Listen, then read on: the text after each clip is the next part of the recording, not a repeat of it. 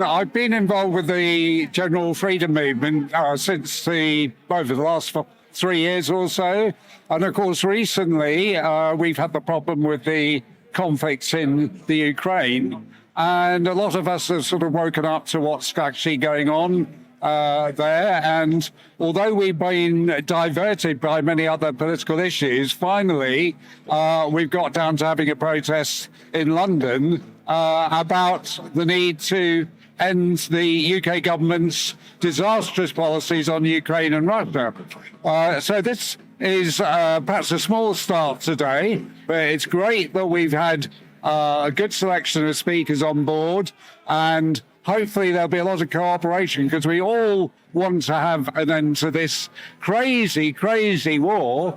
I think we've had a platform with different people giving different perspectives, and we've all shown respect for those different perspectives, because at the end of the day, we want the war to end.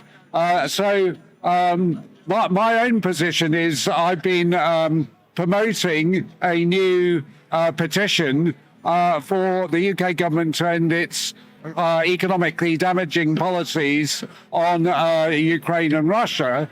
And we desperately need to have a public debate about this whole issue, because people generally do believe, because the media's come under the control of the globalists, they genuinely believe that all the problems with the cost of living, energy prices and everything else are the fault of Russia, whereas in fact they're the fault of our own government. There's only about 30 countries in the world who are actively supporting the sanctions against Russia.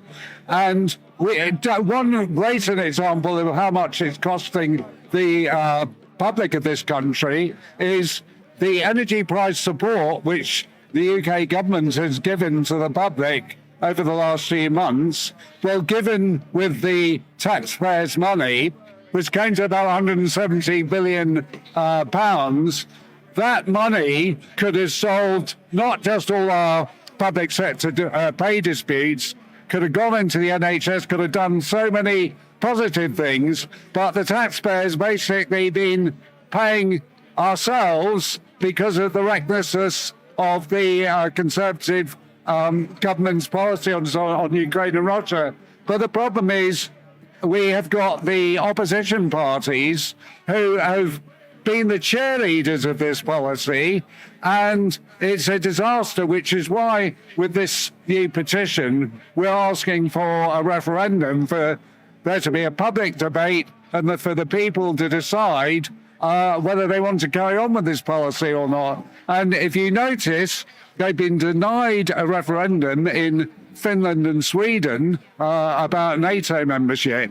And we're going down a very undemocratic path, which we've got to put a stop to. So all of us who believe in democracy, we've got to get together, work together. And it doesn't matter if we've got differences on other issues. On this issues, we can be one. Thank you. I think that's really the key point today, is that unity is, it doesn't matter what your views on any number of topics are. This is the most urgent question, isn't it? And it affects us all. And thank you so much for speaking to us, and I'm sure we'll get in contact soon. Thank you.